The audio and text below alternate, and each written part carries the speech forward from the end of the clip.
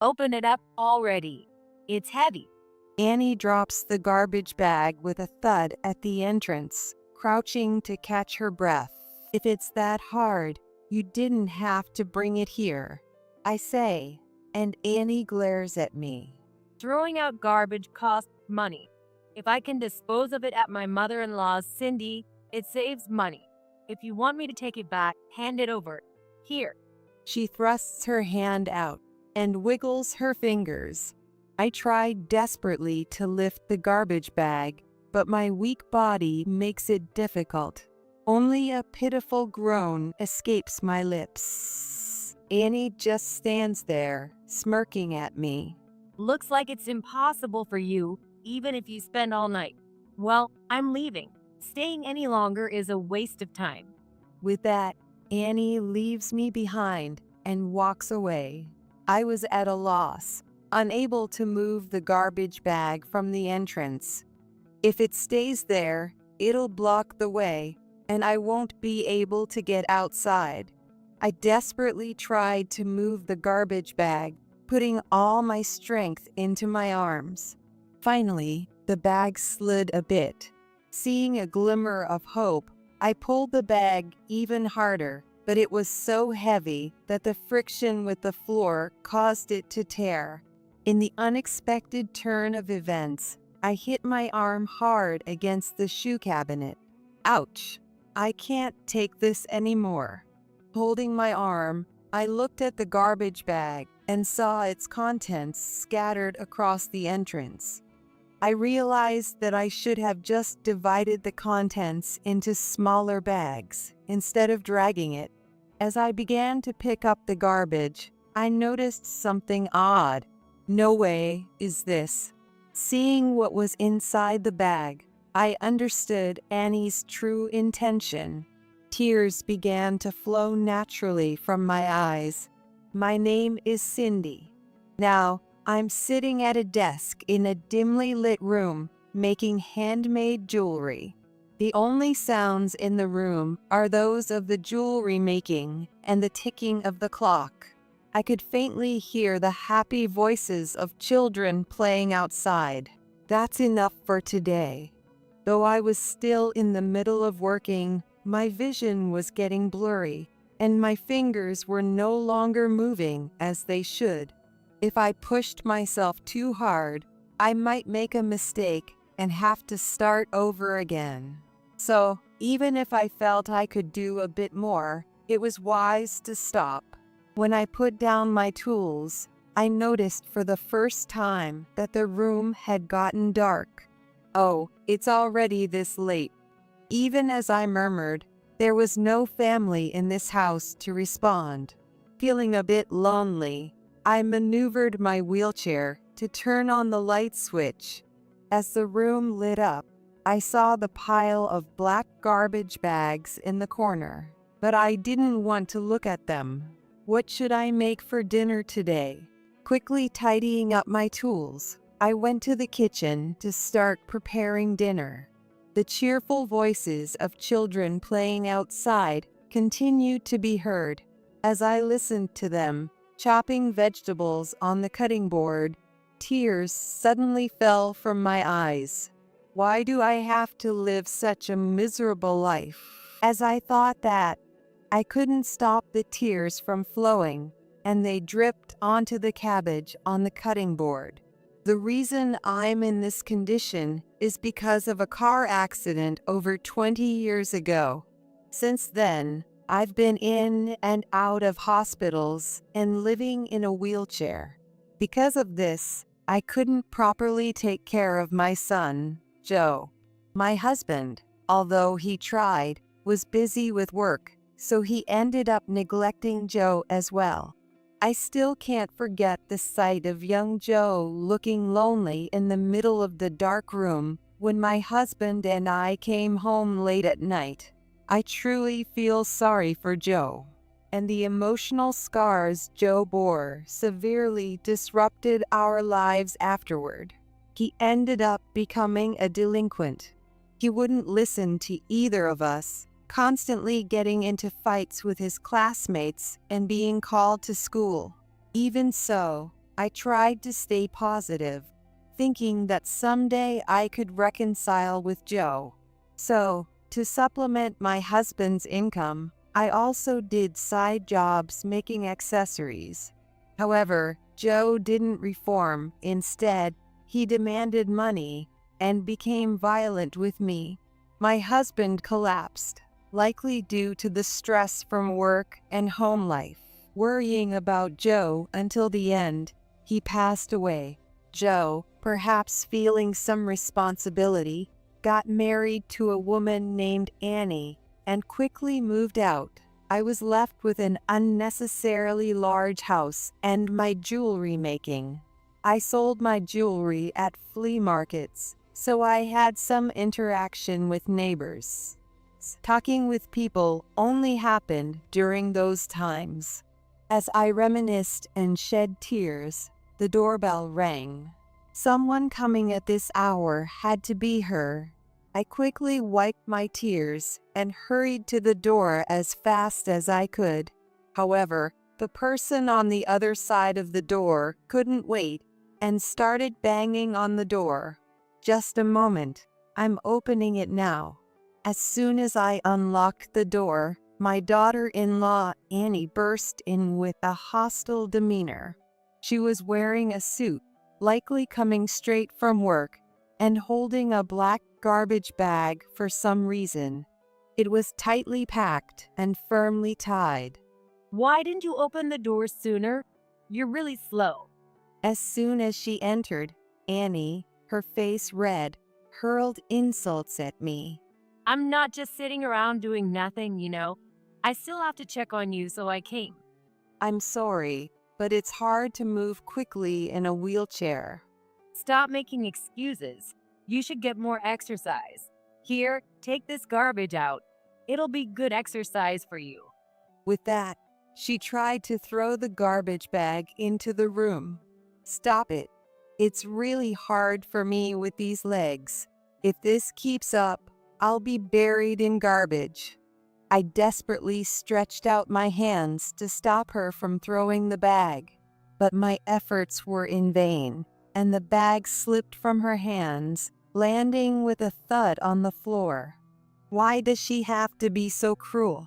Unbidden tears I thought I had wiped away streamed down again, but I didn't want Annie to see them, so I looked down. Annie crouched and whispered, "Crying won't get you any help. You're not a child, so get it together." Frustrated, I gritted my teeth, but in my weakened state, I couldn't resist. Annie knew that. She patted my shoulder, smiling mockingly. You're too slow to do any hosting anyway. This is boring, I'm leaving.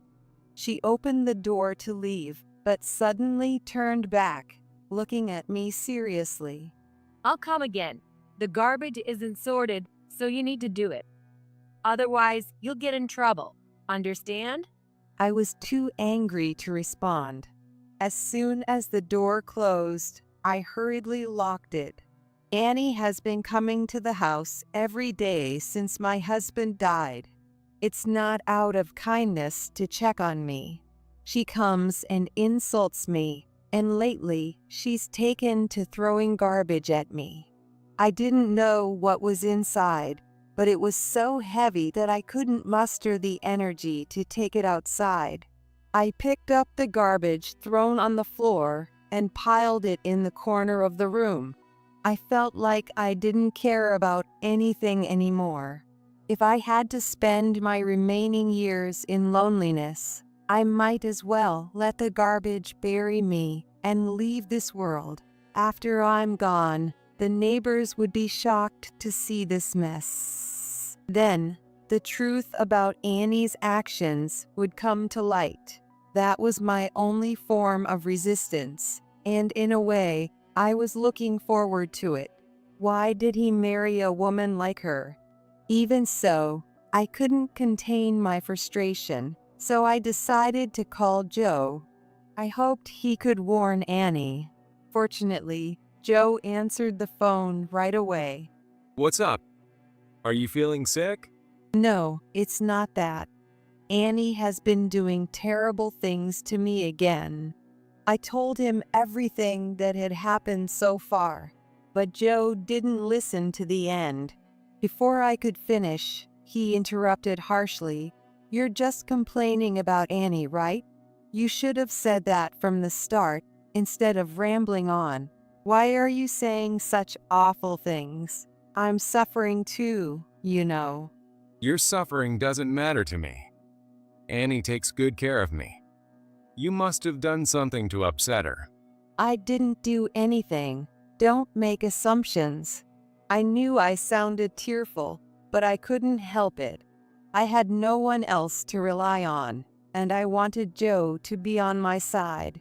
But because of our past, Joe didn't see me as his mother anymore. He probably thought it was too late for me to come crying to him.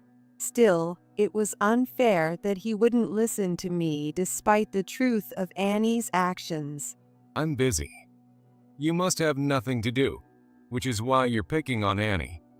Before you complain to me, reflect on your behavior. That's terrible. Just terrible. What's so terrible? You never cared about me, so this is what you deserve. Joe laughed loudly, and his laughter pierced my ears like sharp nails. After laughing for a while, he hung up. By then, the room was already enveloped in the darkness of night. I need to turn on the light and make dinner. But Joe's words and Annie's treatment left me feeling so down that I didn't want to do anything. If I had to endure this, it would have been better if I had. Just as I thought that, a sharp pain shot through my chest, and my throat felt tight. I need to stop thinking such foolish thoughts. I maneuvered my wheelchair to turn on the light, then plated the cabbage I had chopped earlier and microwaved some frozen fried chicken to place next to it. Even with a disabled body and harsh words thrown at me, I had to live on. A few days passed. As usual, Annie came at her set time, threw insults, and tossed garbage bags into my room. I had been quietly piling the garbage in the corner of the room, but it seemed that the time had come. Some of it had collapsed and was starting to take over the room. I had stubbornly refused to throw out the garbage until now, but now that the room was starting to fill up, disgust won out.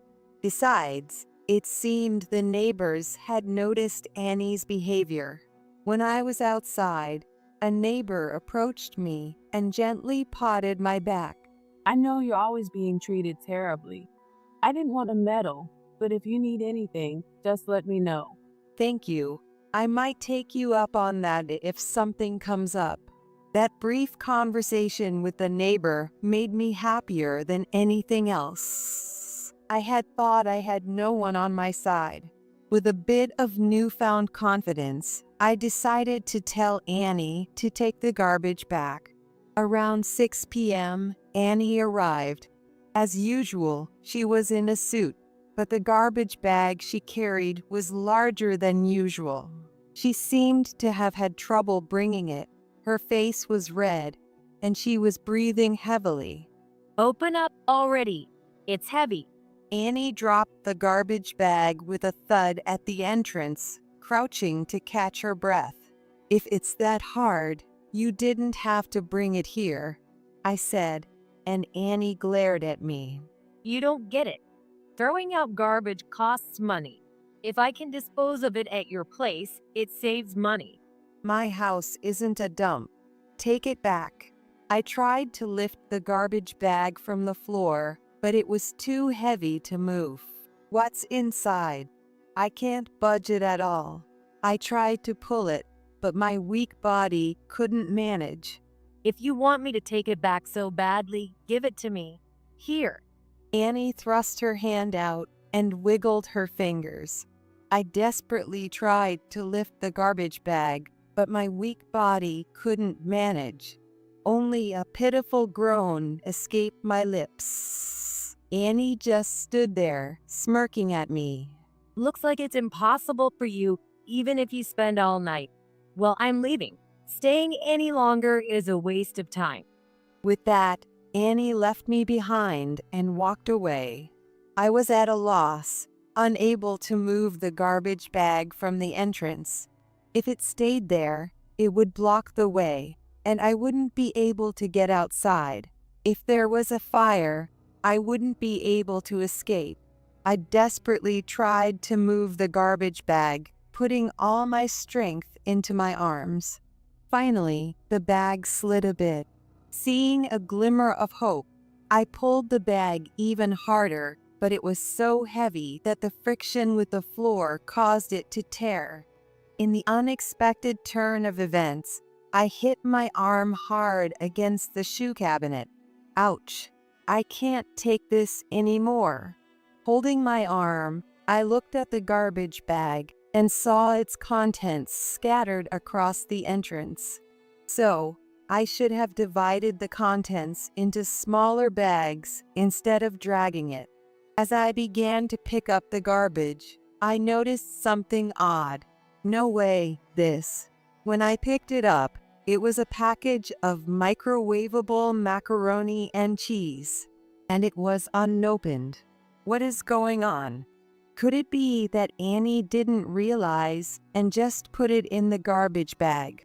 I eagerly tore open the garbage bag to check its contents. Inside, there were not only mac and cheese, but also other ready-to-eat meals, all unopened.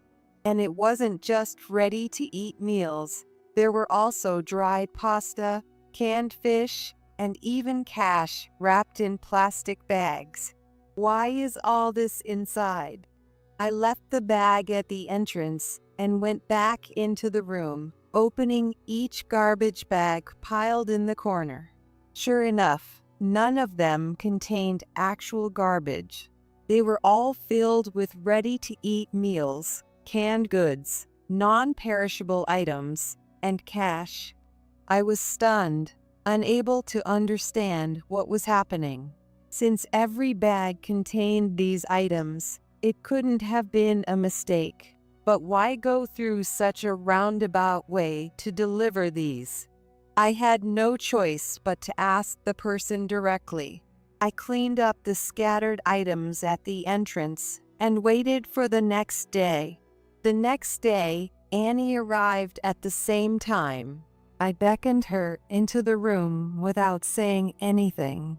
Annie hesitated for a moment, looking down, but then followed me into the room. She looked around at the piled-up garbage bags with a blank expression. I've never checked the contents before, thinking it was garbage.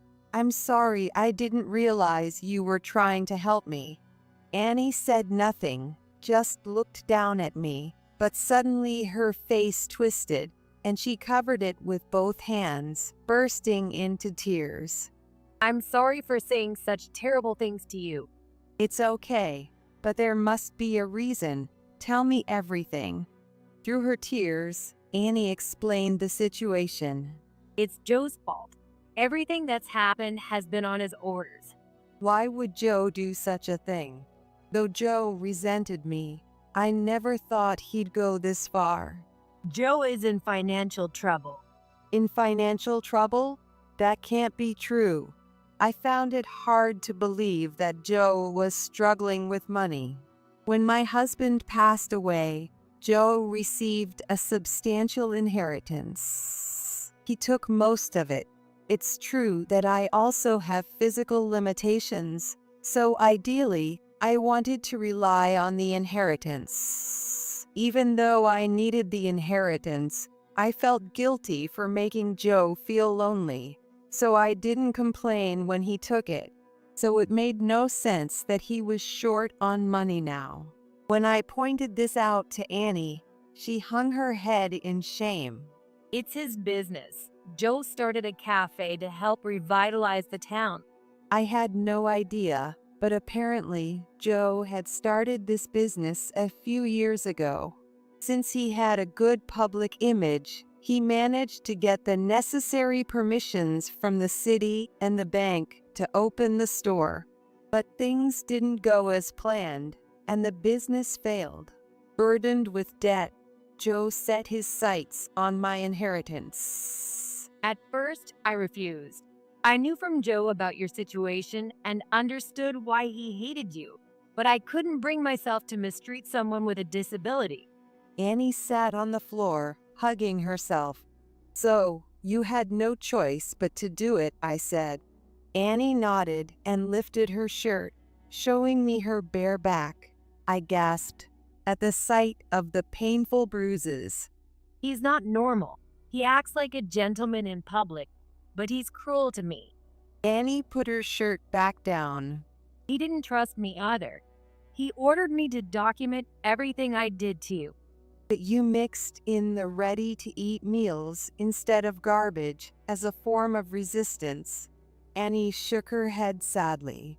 Partly, but also because Joe was using me to torment you.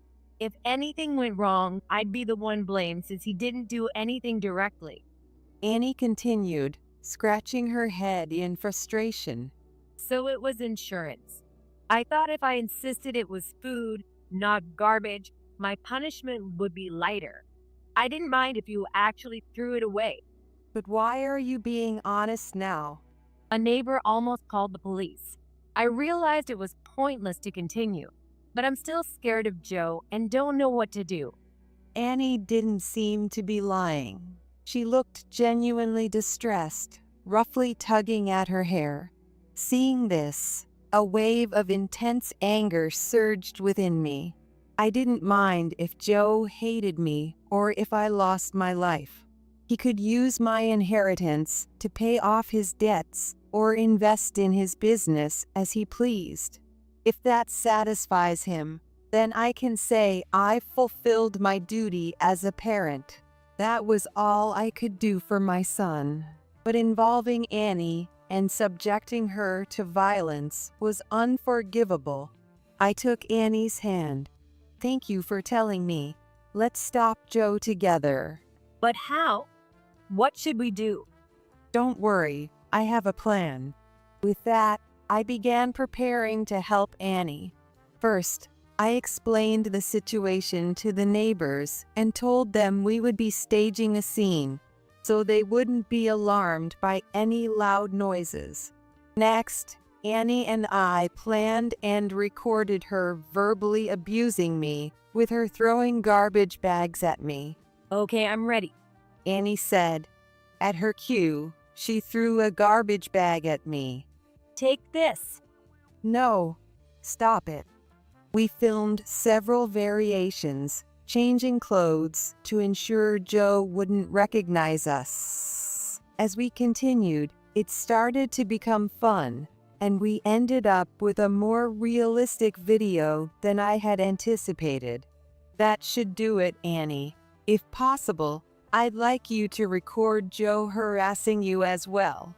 Annie, clearly enjoying herself, smiled broadly. Secret recording, right? Leave it to me. I'll do it well. Annie returned to Joe for the time being. Next, I decided to stage a call with Joe. I would call him, sounding as mentally strained and close to the edge as possible. Joe, I can't take it anymore. Help me. Of course, Joe wouldn't genuinely worry. Every time he heard my suffering voice, he'd laugh, thinking, "Suffer all you want." After making a few fake calls, I went for the final act. Joe, I don't want to live anymore. This will be my last call. I'm sorry for everything. Even I thought my performance was convincing. It seemed Joe was completely fooled by my act. He even told Annie, "That old woman will kick the bucket soon. Finally, I'll get my inheritance," with satisfaction. Naturally, Annie recorded all of this. We also successfully filmed him harassing her, securing all the evidence we needed. With that evidence and minimal belongings, Annie fled to my house.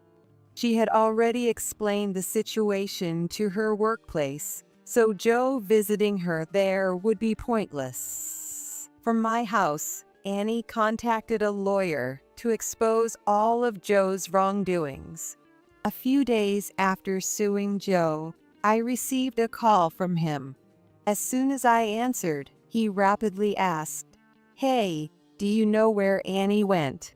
"Oh, Joe, I don't want to live anymore." Shut up. I don't care about you. Where's Annie? "I don't know. I haven't seen her." I could tell Joe was panicking, even over the phone. Don't play dumb. That woman pulled a stunt. The only place she'd go is to you. I'm coming over. About an hour later, Joe really showed up. Through the intercom, his tone completely changed to a gentle one. Mom, long time no see. Let me in. I brought some sweets. Let's eat together. He showed a bag of sweets to the monitor. A while ago, I might have believed him, but knowing everything from Annie, I could see through his act. "Annie's not here. I'm sorry, but please leave." She's not. Then why won't you open the door? If she's not there, it's fine, right? Joe maintained his gentlemanly tone. "I see, indeed, he seems pleasant on the surface. No, the room is messy, so I can't open it." Then I'll clean it up. So let me in. "No, I'm not opening the door. Go away." Hey, old woman, cut it out. When I firmly refused, Joe showed his true colors. You bastard. You have some nerve defying me in that condition. Get ready. Losing his cool, Joe started kicking the door violently. The sound echoed through the room. Open up. Open this door, damn you. The door was sturdy metal, so I didn't think it would break, but Joe's crazed intensity scared me. I'm scared. What if he breaks the door? Annie, who had her hand on my shoulder, was trembling slightly. "Annie, call the police." Got it. While Annie called the police, I tried talking to Joe. "Joe, stop this. It's pointless." But my words didn't reach him anymore. After a while, I heard muffled shouting outside, and the kicking stopped. Looking through the monitor, I saw the neighbors had restrained Joe. Held by the men, Joe couldn't resist. Let go. Let me go. But the police soon arrived and arrested Joe. After confirming this, Annie and I went outside to face Joe. Hey, Mom. Tell them to let me go. "Sorry, but everyone knows your true nature now. Give it up." Don't be ridiculous. It's your fault. You ruined my life. Joe was taken away without apologizing to Annie. The neighbors also offered me words of comfort. Thank you, Cindy. Annie gently held my hand as she said this. Joe faced the consequences of his actions. Someone had filmed the incident and posted it online. The footage of Joe kicking the door and shouting obscenities quickly spread on social media, revealing his true nature. His past wrongdoings, hidden threats, and fraudulent activities were all exposed. He lost all community trust, his business collapsed, and he had to pay huge compensation and repay his debts. On top of that, Annie filed for divorce, armed with the evidence she had collected, and Joe had to pay a large settlement. Joe, who lost everything, contacted me 3 days ago, saying he wanted to come to my house. In the meantime, I devised a plan to help Joe turn his life around. Please, Mom, help me. Joe, who came to my house, repeatedly apologized in front of me while rubbing his forehead on the floor. I'm truly sorry. You're the only one I can rely on. Please do something. I'm sorry, Joe. As a mother, I want to help you, but I'm in this condition and don't have enough savings. So, I talked to your uncle. With that, I called out to Joe's uncle, who was waiting in the next room. The door burst open, and a tough-looking man with a shaved head and sunglasses stepped out. This is a construction worker. When I told him about you, Joe, he said he'd be happy to hire you. They're short-staffed right now. I had arranged for him to come not only for the job opportunity, but also as a bodyguard in case things went south. Joe, clearly displeased, took a step back, but the man quickly approached and grabbed Joe by the collar. Come on, let's go. Don't worry. You'll be living in a dorm in the mountains with nothing else around. You'll pay off your debts in no time. Now get up. No, I don't want to. Mom? Joe reached out to me, but he couldn't get away. He was dragged away by the man. After watching this, Annie emerged from the room. It's unfortunate, but it can't be helped. Yes, but Joe will manage somehow. Annie, who had divorced Joe, had no family and was all alone. I suggested that she live with me, and she gladly accepted. Oh, it's already this late. You have a class to teach, right? I'll take you since I'm going out to job hunt. Since that incident, I had more opportunities to talk with my neighbors. During one of these interactions, they suggested I start teaching a handmade crafts class. Initially, I was confused, but I had become quite skilled over the years. Now, I teach many students and earn more than I did with my freelance work. Yes, please. Let's go. Annie pushed my wheelchair as we left the house. We walked and chatted happily under the warm, early summer sunlight. There was a time when I couldn't see a future, but now I'm enjoying bright and happy days.